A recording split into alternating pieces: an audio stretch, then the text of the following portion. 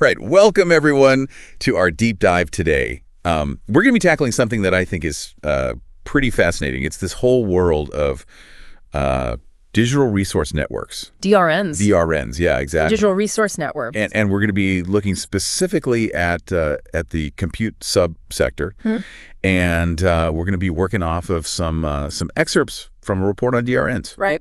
And I think this is really interesting because, you think about, what the DRN is. It's basically this idea of a decentralized platform, connecting people who need computing power with people who have it. Sort of like an Airbnb. Yeah, like an Airbnb. For processing power. Yeah, exactly. And so this sector, this compute sector within DRNs is absolutely exploding. And one of the things that we see as kind of a driver here is generative AI, which is, everybody's hearing about it now. This is the technology that's creating these AI images you see, and chatbots and all of this. Yeah. But one of the things that strikes me is that generative AI requires so much power. It's such a resource hog. Like, why is that? Well, you're essentially asking, a platform to process tons and tons of data. And it's not just processing, it's making complex calculations to, create images or text. Right. It's doing a lot of heavy lifting, and that's where you start to see GPUs becoming really important. GPUs. And this is the same, GPUs are what make video games look so good. Right, graphics processing units. Yeah. So they're essential for handling these heavy loads, these big computational loads. So we've got the demand. Yeah. But what about succeeding in this space? What does the report say about that? Well, you can't just throw more GPUs at the problem, right? Well, you need a strategy. And the report outlines three. The first one is differentiation. Differentiation. Yeah, so it's not just about offering the cheapest compute power. Right. You've got to offer something special. Okay. Maybe specialized services, or maybe you're offering better performance, but the real opportunity here is catering to specific needs within AI. So it's almost like instead of being like a general hardware store, you become like, the go-to place for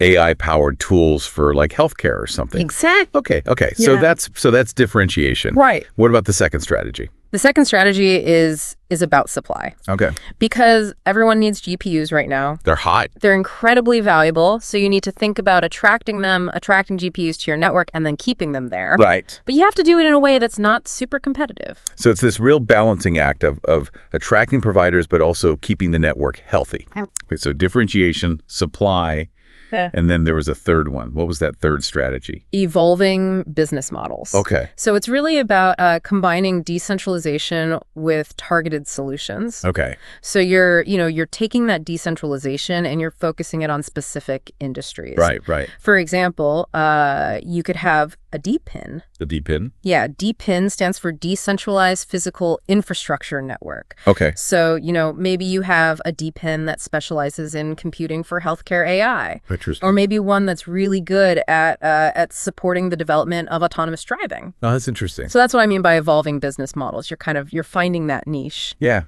Finding that niche and going deep on it. So we've got these three strategies: differentiation, supply, and these tailored business models. But is there enough room for everyone to succeed? Is this a market where everyone can kind of get a piece?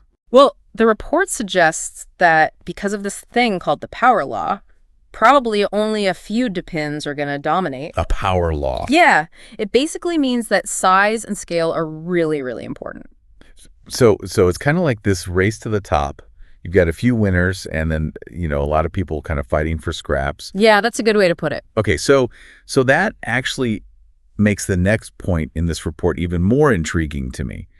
It's this idea that that major AI companies might start building their own DePINs. Right. Which at first seems kind of counterintuitive. Yeah. Why would they do that?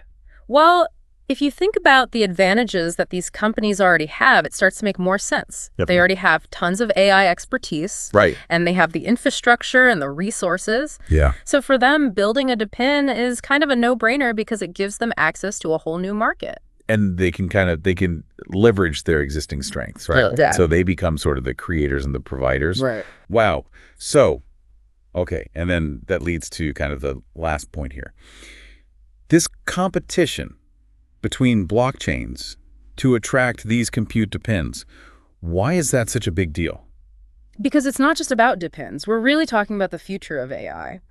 Robust on-chain compute power could lead to a whole ecosystem of new AI applications. Oh, wow. And that impacts which blockchains become really important. So this is much, much bigger than just these DePINs. Much bigger, yeah. We've covered a lot of ground. I mean, we started talking about the demand that's being driven by generative AI. Then we looked at these strategies for success in the DePIN space. Right. We talked about differentiation, supply, those tailored business models, and then this idea of these major players coming in and building their own DePINs, and then this whole blockchain competition. And we're really just at the beginning. Yeah, exactly. I mean, the whole evolution of these compute DePINs is something we're going to be watching very closely, and who knows what the impacts are going to be on all sorts of industries. Absolutely. Makes you wonder, like, what are the industries that are going to be most impacted by this? Yeah. Healthcare, Possibly. finance, Yeah. entertainment. There's just so many possibilities. Yeah. Well, thanks everyone for joining us for this deep dive into the world of compute DePINs. Thanks for having me. It's been a really interesting conversation, and we'll see you all next time. See you then. Bye. Bye.